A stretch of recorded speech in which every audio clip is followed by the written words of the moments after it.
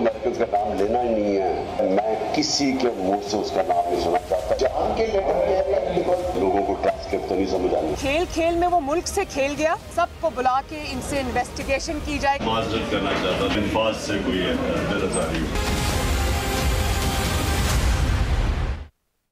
अस्सलाम वालेकुम, आप देख रहे हैं पाकिस्तान टुनाइट। मैं हूं सैयद समर अब्बास। नाज़रीन, एक के बाद एक ऑडियो लीक्स पाकिस्तानी सियासत में तहलका मचाती हुई सामने आ रही हैं। आज जो ताज़ा ऑडियो लीक आई है ये भी साबिक वज़ीर-ए-आज़म इमरान खान साहब की है, जिसमें अमरीकी साइफर यानी जो मुरासला अमरीका से भेजा था हमारे सफ़ीर असद मजीद खान ने, उससे मुतल्लिक बातचीत हो रही है इमरान खान साहब की, शाह महमूद कुरैशी साहब की, असद उमर साहब की और प्रिंसिपल सेक्रेटरी आज़म खान की, जिसमें तीन बड़ी इंपॉर्टेंट चीज़ें आज की इस ऑडियो लीक में सामने आई।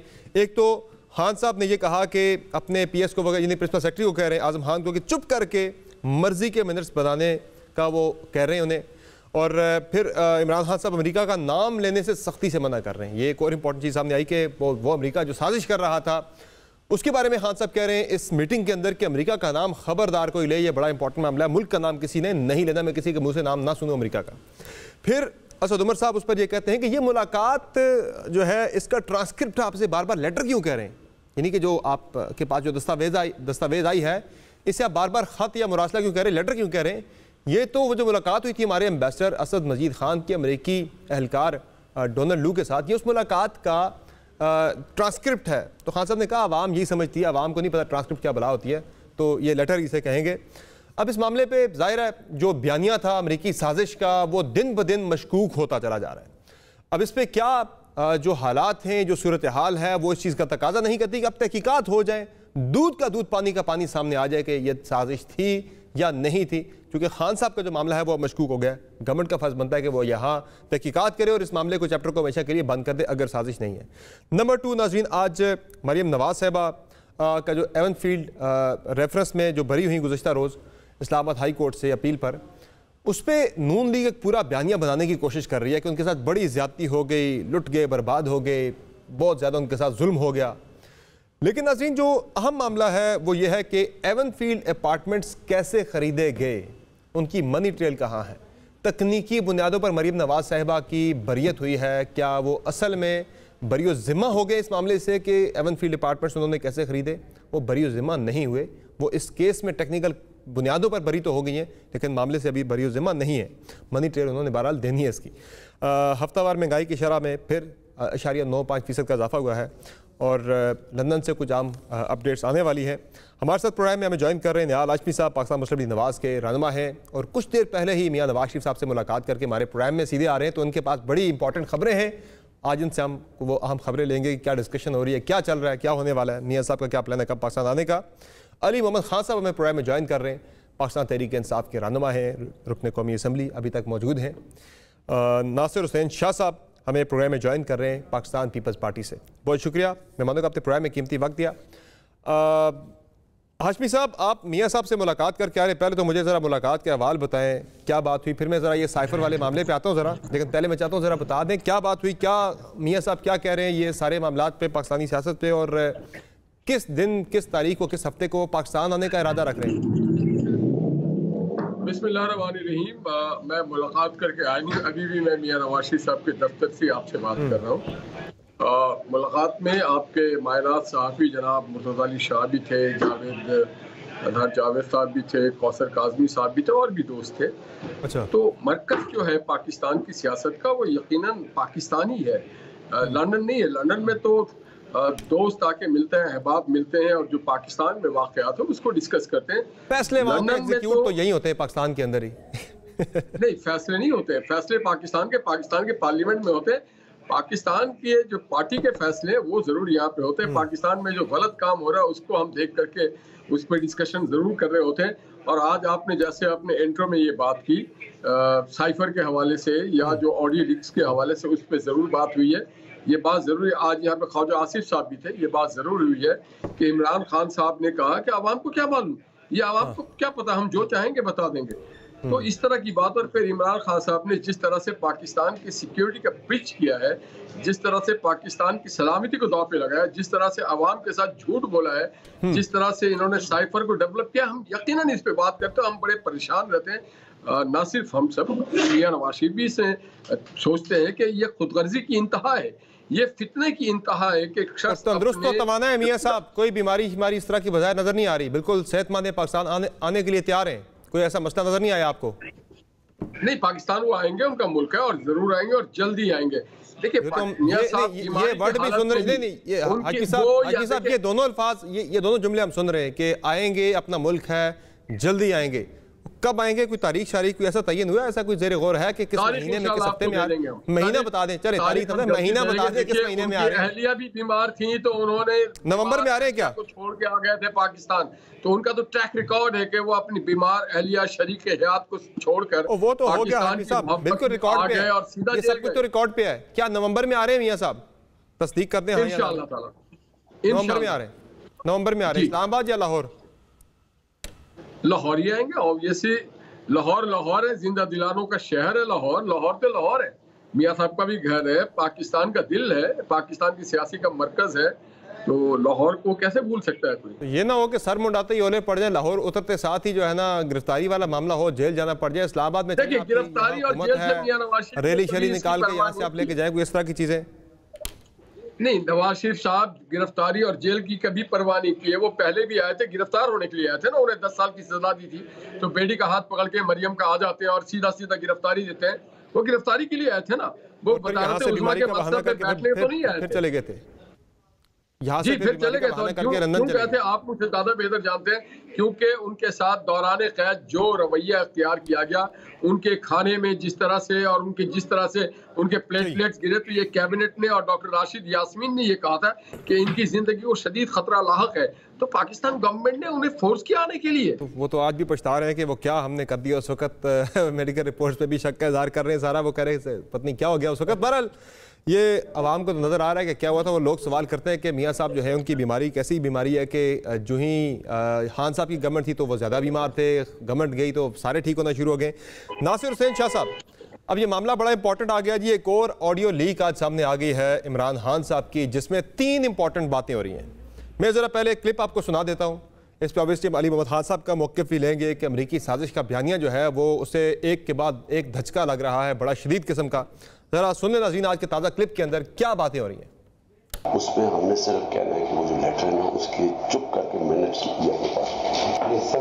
8-9 लेकिन मीटिंग 7 को हुई है ना, हमने तो अमेरिकन का नाम लेना ही नहीं है किसी सूरत में हम लिखे। सो इस इशू के ऊपर प्लीज किसी के मुंह से मुल्क का नाम ना निकले, ये बहुत इंपॉर्टेंट है आप सबके लिए। कि किस मुल्क से लेटर आया है मैं किसी के मुंह से उसका नाम नहीं सुनना चाहता। इसके बाद आप जान के लेटर कह रहे हैं, बिकॉज लेटर नहीं है, मीटिंग की ट्रांसक्रिप्ट वही है ना, मीटिंग की ट्रांसक्रिप्ट है, वो लेटर एक ही चीज है। लोगों को ट्रांसक्रिप्ट तो नहीं समझ आनी थी ना, तो आप पब्लिक जलसे में तो ये कहते हैं। जी नज़ीर, आपने सुना 3 इंपॉर्टेंट बातें इसमें हो रही हैं इस मुबैना ऑडियो लीक के अंदर, जिसमें खान साहब जो हैं वो ये अपने प्रिंसिपल सेक्रेटरी को कह रहे हैं कि चुप करके मर्जी के मीटिंग के मिनट्स आप तैयार कर लें। नंबर 2, इसमें खान साहब सख्ती से मना कर रहे हैं कि अमेरिका का नाम किसी ने नहीं लेना, मैं किसी के मुंह से मुल्क का नाम ना सुनूं। नंबर 3, असद उमर साहब जब ये कहते हैं कि आप बार बार लेटर कह रहे हैं, ये लेटर नहीं है, ये गुफ्तगू का ट्रांसक्रिप्ट है, यानी गुफ्तगू जो असद मजीद खान हमारे सफ़ीर और अमरीकी एहलकार डोनाल्ड लू के दरमियान हुई उसका ट्रांसक्रिप्ट है। खान साहब कहते हैं अवाम को ट्रांसक्रिप्ट समझ आती, बस इसे में लेटर ही कहेंगे अवाम के सामने। तो शाह साहब अब ये जो सारी बातें हो गई, ये साइफर वाला मामला जो है मशकूक हो गया है एक के बाद एक ऑडियो के बाद, तो क्या अब जो सूरत हाल है वो इस चीज़ का तकाजा नहीं करती कि शफाफ तरीके से तहकीकात इसकी हो जाए, अदालती तहकीकात इसकी हो जाए, जो खान साहब डिमांड भी कर रहे हैं। इसी बहाने वो पार्लियामेंट के अंदर वापस भी आ जाएंगे, जो वो ऑफर दे चुके हैं कि तहकीकात करें इसकी, मैं असम्बली में वापस आ जाऊँगा, असम्बली में वापस भी आ जाएंगे, तहकीकात भी हो जाएंगी और ये साजिश वाला मामला हमेशा हमेशा के लिए ख़त्म हो जाएगा। चूँकि क्लैरिटी आ नहीं जानी चाहिए आप इस पर। बिस्मिल्लाहिर्रहमानिर्रहीम, अल्लाहुम्मा सल्ली अला मुहम्मदिन व आले मोहम्मद। क्लैरिटी शुरू दिन से थी। देखें, ये एक निजी दावत थी और उसमें की हुई गुफ्तगू को, जो गुफ्तगू हुई उस पे जो वहाँ से तार आया, फिर यहाँ पे उसको टेम्पर किया गया और फिर उससे ये मर्ज़ी की चीज़ें फैलाई गईं। ये सारी चीज़ें हो गई हैं। इसमें जो सबसे अहम बात है समर साहब वो ये है कि जिसमें खान साहब मौसूफ हमारे मोहतरम लाडले अनोखे लाडले कह रहे हैं कि अवाम को कहाँ समझ आती है। मतलब अवाम की जो उनकी नज़र में जो सोच जो हैसियत जो है वो इससे अयां हो गई। तो सबसे अहम बात ये है, और जो हमारे पाकिस्तानी भाई बहन बुज़ुर्ग बच्चे और ख़ास तौर पे नौजवान जिनको इन्होंने जिस किस्म की सियासत की तरफ उनका रुख किया हुआ है, बदतमीज़ी की सियासत, और बहुत कुछ इस पे बात की जा सकती है, वो तो बात है, वो समझें। लेकिन अवाम तो फिर वही समझी जो इमरान खान साहब ने समझाया। अवाम तो फिर वही समझी जो इमरान खान साहब ने समझाया। ज़ाहिरा उन्होंने साजिश की जो बात की, जो बयानिया उन्होंने बनाया, तो यही बात कह रहे हैं जी, बिल्कुल।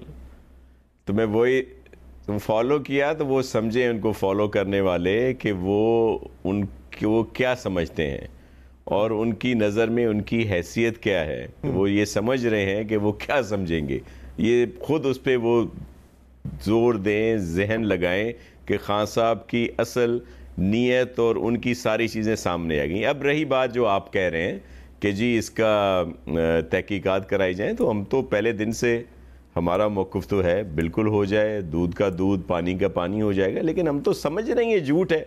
एक सीधी सीधी बात मैंने बता दी कि वो आपस में एक मुलाकात थी, एक डिनर था या जो भी उनकी मुलाकात थी, उससे बातें वो ली गई, बयानिया बना दिया गया, एक हिस्सा भेजा गया। आपकी गवर्नमेंट की लेजिटिमेसी पे आज भी वो सवाल उठाते हैं कि ये अमेरिकी साजिश के तहत ये हुकूमत जो है मार्ज़ वजूद में आई, ये हुकूमत आई, इक़्तिदार में आई। तो वो आप लोगों को भी चाहिए कि इसकी अब तहकीकात, अदालती तहकीकात करवाएं, चूंकि अब सारी चीज़ें आ गई हैं। साइफर के मामले पे वो कहते हैं मिनट्स अपनी मर्जी के लिखे गए, यहाँ पे चुप करके अपनी मर्जी के मिनट्स बना लें। ये सारी चीज़ें आ गई हैं, तो फिर करा लें तहकीकात, ये खत्म हो जाए मामला, चैप्टर हमेशा के लिए क्लोज हो जाए। बेहतर नहीं है क्या ये? बस एक फजूल सी बात में दोबारा सबको उलझा दें ना, टाइम जाया कर दें। फजूल सी बात आपका इंटरनेशनल मीडिया का भी सबको एक तरफ की नजर में होगी, तरफ लगा दें। सर मुल्क किसके पीछे लगा हुआ है मामले के? वो साजिश क्या किस मामले के पीछे लगा हुआ है? मामले को बड़ा सीरियस पहले दिन से सुन लें, पहले दिन से हम कह रहे हैं, और अब तो खान साहब की अपनी ज़बानी आ गया। जब वो अपनी ज़बानी नहीं समझेंगे तो फिर मैं क्या अपने पाकिस्तानियों से कहूंगा? ये अगर वो अभी तो उन्होंने खुद कहा है ना, तो उन्होंने खुद कानों से सुन रहे हैं। मतलब आपको खान साहब क्या फरमा रहे हैं। ये सारी चीजें तो तहकीकात की नहीं, सर इसमें ही बहुत है, तहकीकात की जरूरत ही नहीं है। लेकिन होनी, अगर होती है हमें कोई एतराज नहीं और होनी चाहिए, लेकिन वो फजूल एक चीज में पड़ जाएंगे। ये इसके बाद क्या चीज रह जाती है? इसके बाद कोई तहकीकात की जरूरत है? वैसे ये सिलसिला है क्या? ये ऑडियो लीक्स वाला मामला आपने भी रोशनी डाली इस पे? अभी तक किसी पीपल्स पार्टी के बंदे की ऑडियो नहीं आई, नून लीग की, तहरीक इंसाफ की तो आ रही है धड़ाधड़। ये ऑडियो लीक्स वाला मामला है क्या? कोई जरा बताएं तो सही, रहनुमाई फरमाएं, आपकी नजर में क्या ये मामला है, कहाँ से आ रही है? कोई वीडियो का भी हम बड़ा चर्चा सुन रहे हैं, कोई आपके नॉलेज में है ऐसा कोई चीज? सर वीडियो की इंतजार तो है, वीडियो लीक्स का सुना है, हम भी देख रहे हैं। लेकिन ये ऑडियो लीक्स, वीडियो लीक्स, देखें ये जो एक वो डार्क वेब होती हैं और फिर एक डीप डार्क वेब भी अब आ गई है, तो ये सारी चीज़ें उसका शाखिसाना है और ये सारी चीज़ें हो रही हैं। ऐसा होना नहीं चाहिए। लेकिन बज़ाहिर लग रहा है कि सारे का इमरान खान जगह से ये चीज़ें ली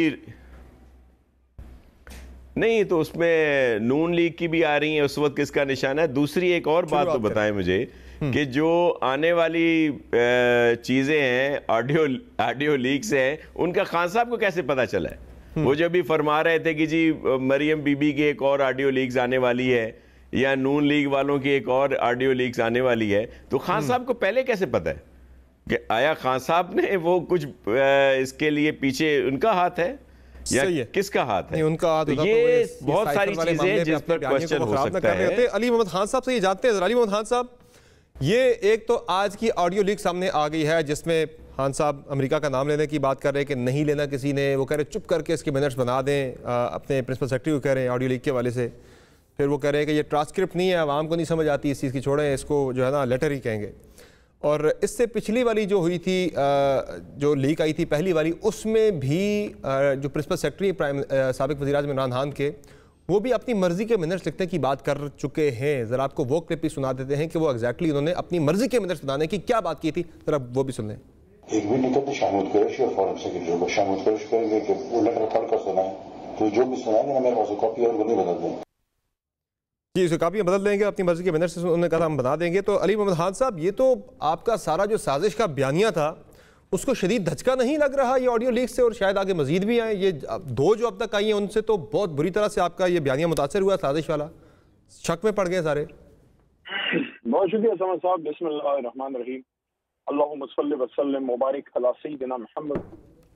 सबको जो है रबीउल अव्वल का महीना जो है मुबारक हो, ईद नबी भी आ रही है, और अल्लाह ताला हमें तौफीक दे कि जिस मकसद के अल्लाह ताला ने ये मुल्क हमें दिया हम उसको अपनी जिंदगी में हासिल कर सकें। इस चीज को बड़े गैर जज्बाती अंदाज में जो ये साइफर वाला है उसको देखना चाहिए, बजाय इसके कि मैं इसको तहरीक इंसाफ का नुक्ता नजर से बात करूं और मेरे भाई इसको अपने पीडीएम के नुक्ता नजर से। असल में इस चीज को पाकिस्तान के नुक्ता नजर से देखना चाहिए। सबसे पहली और सबसे चीज जो है, लीक्स के हवाले से एक बात करके फिर मैं साइफर पे आता हूँ। लीक्स चाहे शहबाज शरीफ साहब की आए, जिसमें उनके खिलाफ बड़ी ऐसी चीजें हैं जिसको हमने काफी उसके बाद भी किया है, और वो उसको हम पॉलिटिकली उनके खिलाफ बड़ा यूज भी कर सकते हैं, और चाहे इमरान खान साहब के एज ए वजीर आजम की लीक्स हैं। सबसे बड़ा नुकसान तो प्राइम मिनिस्टर ऑफिस का है, जो पाकिस्तान बिल्कुल कल इमरान खान साहब थे, आप शहबाज साहब हैं, कल कोई और होगा। प्राइम मिनिस्टर ऑफिस जो पाकिस्तान का सबसे बड़ा ऑफिस है, उसकी इज्जत चाहे कोई कुछ भी कहे कोई है, दुनिया का कोई भी जो सरबराह मुमलिकत है वो जब भी अब आएगा और वजीर आजम हाउस में बात करेगा, in the back of his mind ये बात होगी कि यहाँ से बातें लीक होती। सर आपकी बात से प्रिंसिपली बिल्कुल मैं एग्री कर रहा हूँ, मैं 100% एग्री कर रहा हूँ आपकी बात से। हमने पिछले हफ्ते इस पे बड़ी डिटेल्ड बात की भी थी कि वज़ीर आज़म हाउस जिसकी बड़ी सैंक्टिटी है कि वहाँ बड़े अहम फैसले होते हैं, नेशनल सिक्योरिटी कमेटी जैसे हसास वहाँ पे मीटिंग्स होती हैं, यहाँ पर होने वाली गुफ्तगू अगर महफूज नहीं है, वो तीसरा बंदा बैठा कोई सुन रहा है, वो मार्केट में बेच रहा है जाके, तो हमारे लिए इससे बड़ा शर्मिंदगी का बायस कोई और चीज़ नहीं हो सकती। कमेटी बन गई है, नाम सामने आ जाएंगे, मुमकिन है, उम्मीद है हमें कि नाम सामने आ जाएंगे और हेड्स रोल होंगे। यहाँ पे उम्मीद है कि उन बंदों के खिलाफ एक्शन होना चाहिए जिनकी कोताही थी, जिनकी वजह से ये सब कुछ हुआ। लेकिन सर मेरा जो सवाल था अली भाई, मुझे उस पर बता दें कि दो जो लीक सामने आई हैं उसके बाद जिसमें खुद आजम खान साहब भी कह रहे हैं कि मर्जी के मिनट्स बनाएंगे, खान साहब भी कह रहे हैं कि चुप करके मर्जी के मिनट्स बना दो, ये लेटर नहीं है, ये ट्रांसक्रिप्ट है, ये सारी चीज़ें जो सामने अमेरिका का नाम नहीं लेना। क्या मैं समर अब्बास या कोई और जी शऊर पाकिस्तानी वो कैसे इस चीज़ पे यकीन करे? आपने जो एक बयानिया उसके सामने रखा था आवाम के सामने कि ये बड़ी साजिश थी अमेरिका की, वो मुझे ज़रा इस पर एनलाइटन कर दें ज़रा। समर भाई मेरी आपसे रिक्वेस्ट है, दरखास्त है, आप बुला लेते हैं, थोड़ा बंदे को बात पूरी कर लेने दिया करें। यही इसी पे मैं आ रहा था। आप इतना बड़ा तमीज रखते हैं, कम से कम 1.5-2 मिनट तो दिया करें किसी अपने मेहमान को। पूरी बात करें, खुल के आप करें, बल्कि हम तो चाहते हैं वीडियो पे आके करते बात, ज्यादा अच्छा लगता हमें। आपकी बड़ी मेहरबानी। देखिए मेरा जो नुक्ता था वो ये है कि उस पर तो मैं आता हूँ साइफर वाली बात पे, लेकिन मैं तो इसको इजमाली बात कर रहा हूँ कि वजीर आजम हाउस आपका सेफ नहीं रहा।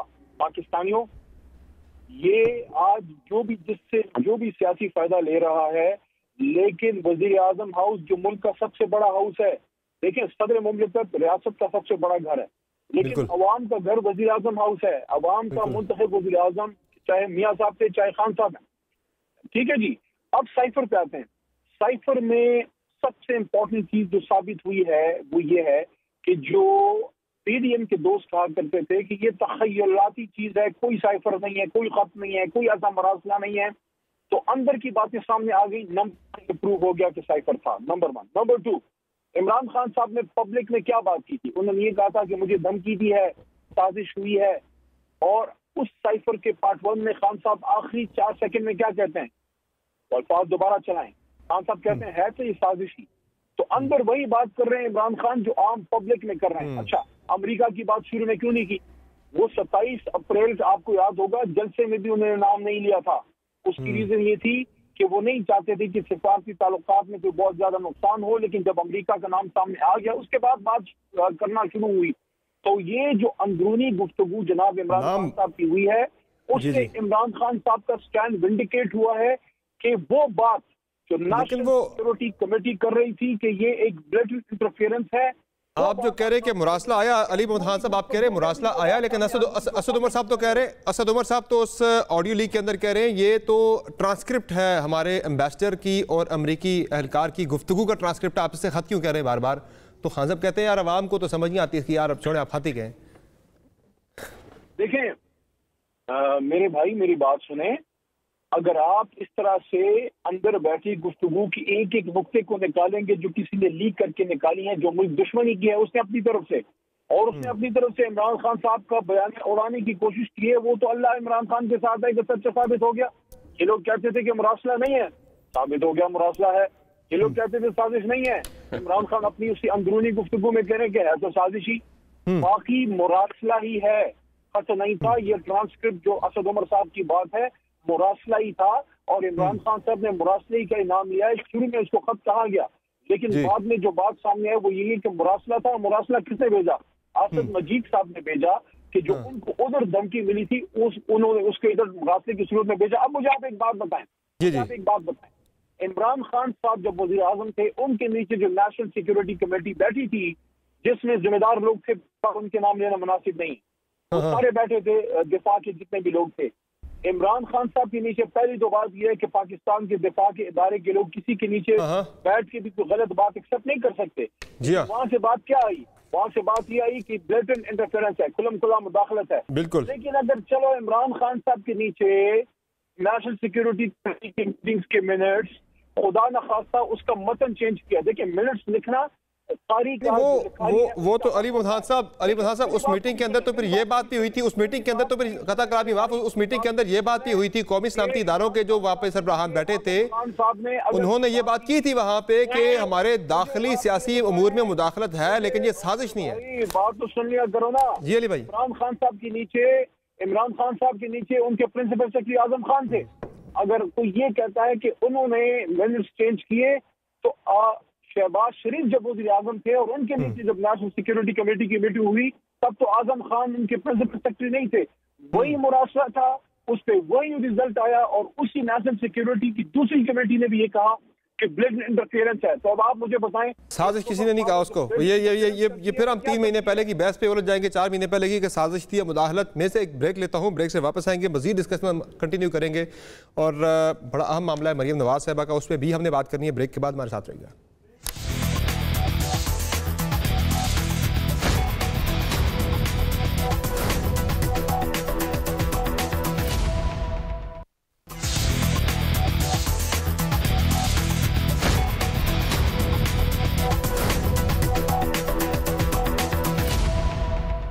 Welcome back to the show नाज़रीन। ब्रेक से पहले अली मोहम्मद खान साहब कह रहे थे कि इस जो लीक्स आई हैं ये हमारे मौक़िफ़ को तक़वियत दे रही हैं, जो तहरीक इंसाफ का मौक़िफ़ था कि साजिश थी, साजिश है।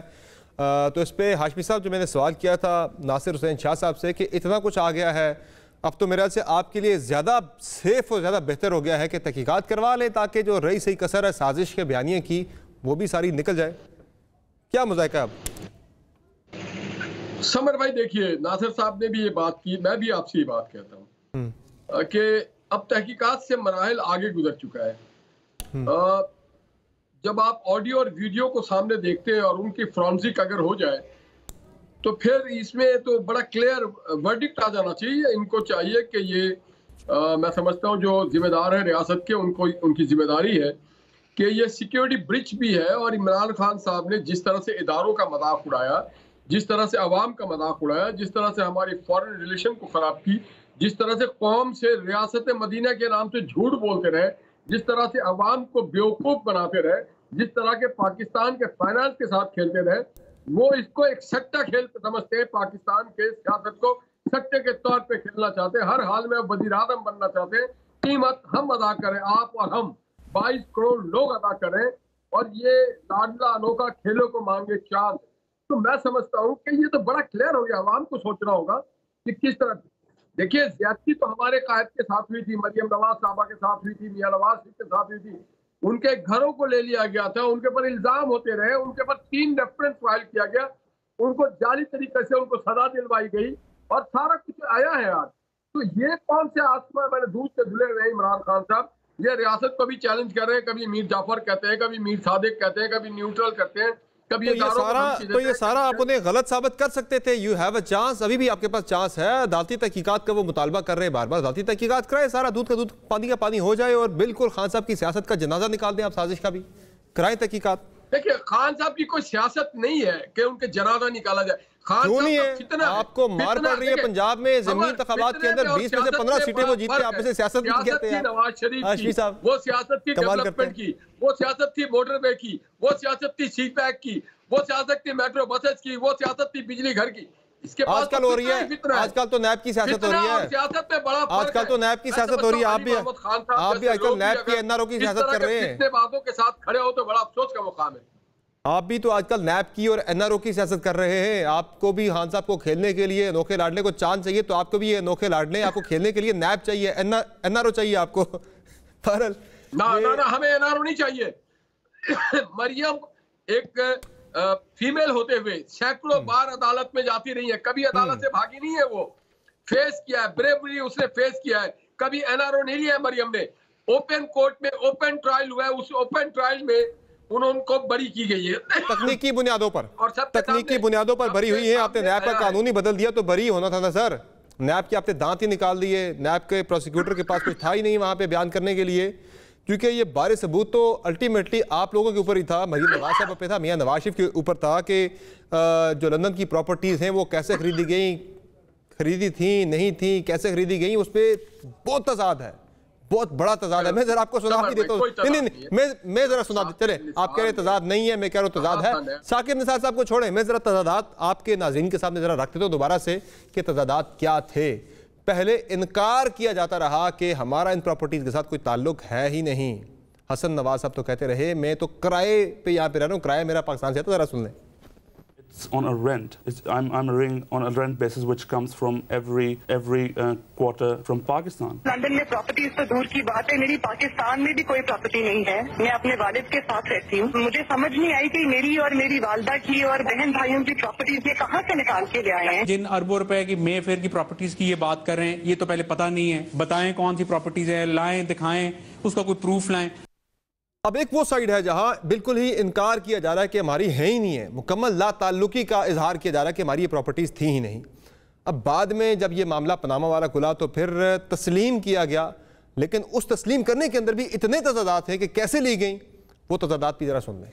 1992-93 में खरीदा, 92-93 से मियाँ साहब वहाँ पे रह रहे हैं। लंदन में प्रॉपर्टी है आपकी? जी लंदन में प्रॉपर्टी है जी। ऑफशोर कंपनीज हैं आपकी? जी बिल्कुल ऑफशोर कंपनीज हैं जी। वहाँ पे जो है ना अपना 3 ऑफशोर कंपनीज हैं इस वक्त, जो है ना मेरी अपनी मिल्कियत। दुबई और जद्दा की फैक्ट्रियों के हवाले से तमाम रिकॉर्ड और दस्तावेज मौजूद हैं। हजूर ये हैं वो जराए और वसाइल जिनसे लंदन के फ्लैट्स खरीदे गए। सऊदी अरेबिया की फैक्ट्री की जिस वक्त सेल हुई तो उससे जो इनकम हमारे पास आई अल्हम्दुलिल्लाह काफी अच्छी इनकम थी। वो जो 3 प्रॉपर्टीज जो है ना मैंने ली, वो आज भी जो है वो प्रॉपर्टीज। कभी कहा गया सऊदी अरब से जो फैक्ट्री बेच के वहाँ से जो पैसे गए, जो प्रोसीड्स थी उनसे ये ख़रीदी गई। कभी कहा गया कतरी ख़त आ गया बाद में डिफेंस में कि कतर में जो हमारी सरमायाकारी थी उसकी ये प्रोसीड से हमने ये फ्लैट्स लिए हैं, और पहले तो बिल्कुल ही इनकारी रहे। तो ज़रा हाशमी साहब इस पर रोशनी डालें। ये अभी भी आप लोगों ने बताना है कि ये आपने कैसे ख़रीदे, मनी ट्रेल अभी भी आपने नहीं दी। ये तो टेक्निकल बेसिस पे आप लोग हुए हैं जो आपने नैब का कानून बदल दिया। जी समर भाई, जिस कानून के तहत हमने नहीं बदला, उसी कानून के तहत जो इमरान ने कानून था उस कानून के तहत मरियम का मुकदमा चला और उस कानून के तहत उन्हें जाली तरीके से सजा दी गई, और उसी कानून के तहत जो पाकिस्तान का कानून है उसी के तहत वो बरी हुए। अब आपको बता दूं, आपने शहजाद अकबर का नाम सुना होगा, एसेट्स अकाउंट रिकवरी के जो हेड थे। आपने कावे मुस्वी का रब्जी नाम सुना होगा, ब्रॉडशीट वाले, और आपने नाम सुना होगा NCA का, नेशनल क्राइम एजेंसी। इन सब लोगों ने तहकीकात की और ब्रिटिश गवर्नमेंट के पास ही आते रहे, तहकीकात करते रहे कि ये गलत तरीके से खरीदा गया है, और हर तहकीकात में ये साबित हुआ कि नहीं, कोई गलत तरीके से नहीं खरीदा गया, कोई मनी लॉन्ड्रिंग नहीं हुई है। ये बात सबको पता था। नेक्सन और नेल्सन है, ये 2 जो कंपनियां हैं, ये बहुत पहले कतर वालों ने इसे शिफ्ट किया था, और इनकी बेनिफिशियल ऑनर मरियम नवाज साहिबा थी। मालिक इनकी मरियम नवाज साहिबा थी, इनकी ऑनर थी, इनकी ऑनर थी मरियम नवाज साहिबा। ये उठा के पढ़े आप उठा के जजमेंट पढ़े आप उठा के सारी। नहीं सर, नहीं है ना, she was never been a beneficial owner. Beneficial owner वो सब होती है अगर वो मियां नवाज शरीफ की प्रॉपर्टी। नहीं सर, नहीं बिल्कुल नहीं है। आप उठा के नवाज शरीफ की अगर ये मैं रिकॉर्ड से बता रहा हूं आपको सर, रिकॉर्ड से गलत बता रहे हैं आप। अपने लोगों को बोले तहकीकात करें। अगर वो बेनिफिशियल ऑनर होती तो फिर तो इस्टेब्लिश हो गई कि प्रॉपर्टी मियां नवाज शरीफ की है और मरियम बेनिफिशियल ऑनर है, हुसैन भी है और हसन भी है। उसमें तो आ गया कि मियां नवाज शरीफ ही बेनिफिशियल ऑनर नहीं। चले आप वहाँ लंदन में मौजूद है, जरा मियां साहब से पूछ के आइएगा, मुझे बताइएगा भी कि ये जो खरीदे गए अपार्टमेंट आखिर वो बता दें, ये कजिया हल कर दें, ये मखमसा के ये वो कैसे खरीदे गए, वो मनी ट्रेल, वो सोर्स ऑफ इनकम, वो कहाँ से पैसे आए थे, वो कतर से आए थे, वो जद्दा से आए थे, वो पाकिस्तान से गए थे, कहाँ से आए थे, वो जरूर पूछ के आइएगा वहाँ से। ठीक है, बड़ा क्लियर है। ठीक है, करोड़ों अरबों रुपया खर्च किया इस पे पाकिस्तान की उस वक्त की सरकार ने और बहुत सारे हाई जो JIT ने, मगर कहीं पे साबित नहीं हुआ कि नवाज शरीफ साहब की। चले मैं इस पे मजीद बात भी करूंगा। जरा नासिर शाह साहब, पीपल्स पार्टी की तरफ से तो बड़ा उस वक्त सख्त किस्म का मौक़िफ़ सामने आया था, आज पता नहीं आप उस मौक़िफ़ के साथ खड़े हैं या नहीं। ज़ाहिर है मसलहतन आप उससे खड़ा नहीं हो सकते। मैं ज़रा सुना दूँ रिकैप के लिए पीपल्स पार्टी उस वक्त क्या कह रही थी इन प्रॉपर्टीज़ के बारे में, इस पनामा केस के बारे से, एवन फील्ड अपार्टमेंट्स के बारे से। ज़रा सुन लें। He is guilty. Gulf Steel Mill, Qatari business, Azizia Steel Mill, ये सब अफसाने निकले। Mia Mohammed Nawaz Sharif does not enjoy the political, moral or legal grounds to remain the Prime Minister of Pakistan and must immediately resign his post. ये जो GIT को झूठा बोल रहे थे, उस GIT तो उनको चोर साबित कर दिया है। घसीटे ना कहलवाओ, इस्तीफा दे दो। इनका मंसूबा पकड़ा गया है, जिसको बचाने के लिए इन्होंने सुप्रीम कोर्ट में फोर्ज डॉक्यूमेंट्स भी दाखिल किए, वो बचाने के लिए। शरीफ खानदान सिस्टम को डुबो रहा है और उनको सिस्टम को बचाने के लिए उनको जाना पड़ेगा। नासिर शाह साहब, आपकी मजबूरी तो मैं समझता हूँ, ज़ाहिर आज कोलिशन में आप उस तरह से खुल के बात नहीं कर सकते, लेकिन क्या आप इस मरियम नवाज साहबा की बरियत को मुकम्मल बरियत समझते हैं कि बरी हो गई या बरी ज़िम्मा होगी मुकम्मल तौर पर, या अभी भी क्वेश्चन मार्क है कि उन्हें वजाहत देनी पड़ेगी कि कैसे खरीदेंगे लंदन की प्रॉपर्टीज़? देखिए, ये जिस तरह के केसेस नैब के और दीगर चीज़ें रही हैं, ये तो बहुत हमें इस पर तहफ़्फ़ुज़ात रहे हैं अपनी जगह पे। ये एक प्रेशराइज़ करने के लिए, और सबसे ज़्यादा विक्टिम तो इसके हम बने रहे हैं हमेशा से, शुरू से, कोई नई बात नहीं है।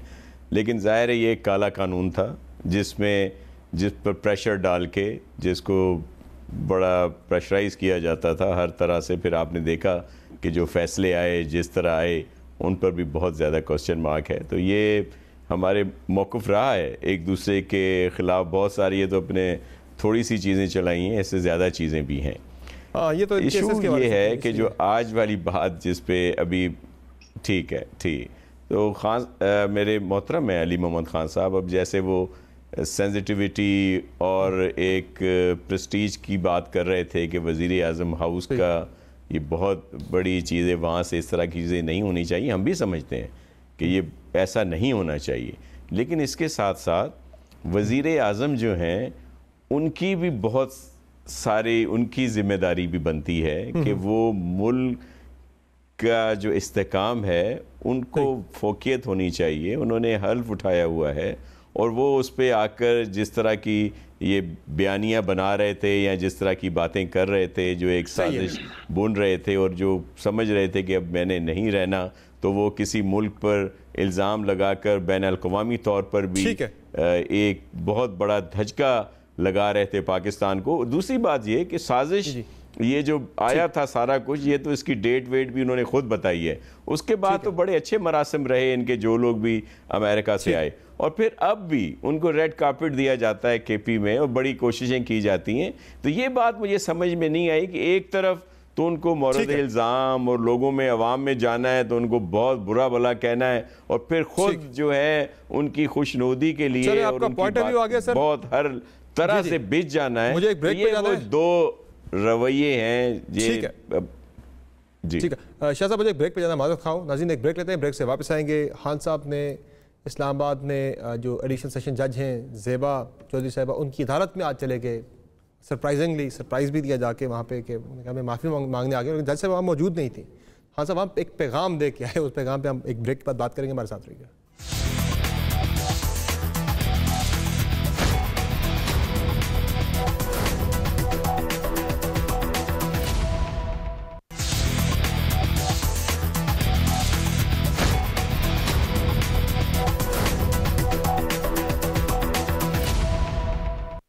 वेलकम बैक टू शो नाज़रीन। इमरान खान साहब ने जज एडिशनल सेशन जज इस्लामाबाद ज़ेबा चौधरी साहबा के ख़िलाफ़ जो एक धमकी अमेज़ जो उनकी गुफ्तगू थी उस पर आज वो अचानक उनकी अदालत में पहुँच के गए तो वो अपनी ज़मानत के केस में थे, लेकिन इस अदालत के अंदर ही पहुँचे खातून जज की और वहाँ जाके माफ़ी के लिए गए, लेकिन जज मौजूद नहीं थी वहाँ पे। खान साहब ने वहाँ जाके पैगाम दिया कि बताना कि इमरान खान आया था माफ़ी मांगने के लिए, ज़रा देख लें। मैडम ज़ेबा को बता रहे हैं कि इमरान खान आया था और माजरत करना चाहता था कि उनकी अल्फाज से कोई बेनज़ारी हुई। ठीक है, मेरी तरफ से फारूक साहब आप नहीं बताना, बहुत शुक्रिया, ज़रूर बता दें। ये को प्लान था अली मुताहर साहब के जाके आज मांगनी है माफ़ी या घे हुए थे अदालत, तो सोचा ये काम भी निपटा दें साथ, और शायद कुछ लोग तो ये भी कहते हैं कि खान साहब को मालूम था कि जज साहब है ही नहीं यहाँ पे, आज छुट्टी पर है। नहीं देखें, मैं तो नहीं था उनके साथ, मैं तो हल्के में हूँ आज क्योंकि मेरे इलाके में इलेक्शन अनाउंस है, लेकिन खान साहब गए हैं और मैं समझता हूँ सबको इसको अप्रिशिएट करना चाहिए। ये हमारी इस्लाम की भी तारीख रही है सही, और पाकिस्तान की भी तारीख रही है कि सियासतदान चाहे जिस भी जमात का हो वो जाते रहे हैं, और इमरान खान साहब ने ये मिसाल एक बार फिर कायम की है और मैं समझता हूँ हाई मॉरल ग्राउंड लिया और इससे उनकी इज्जत में इजाफा हुआ है, कमी नहीं हुई। और ये जो जज साहब के होते हुए जाते तो ज्यादा इज्जत में इजाफा होता, वो कहते हैं मौजूद ही नहीं थी और खानापुरी के लिए खान साहब वहां चले गए, ये तनकीद हो रही है आज उन पे। नहीं देखें, ये तो मैं समझता हूँ इसको अप्रिशिएट करना चाहिए कि खान साहब वहां पे गए, हालांकि हाई कोर्ट की कोई डायरेक्शन भी नहीं थी। खान साहब ने हाई कोर्ट में ये बात ऑफर की थी कि अगर आप कहें तो मैं चला जाता हूँ, हाई कोर्ट की डायरेक्शन नहीं थी, फिर भी उन्होंने ये मुनासिब जाना कि वहां चला जाए क्योंकि ये हमारी अदालतें हैं और ये हमारे ही जज हैं और इससे किसी की इज्जत कम नहीं होती अगर कोई अपनी माजरत कर ले।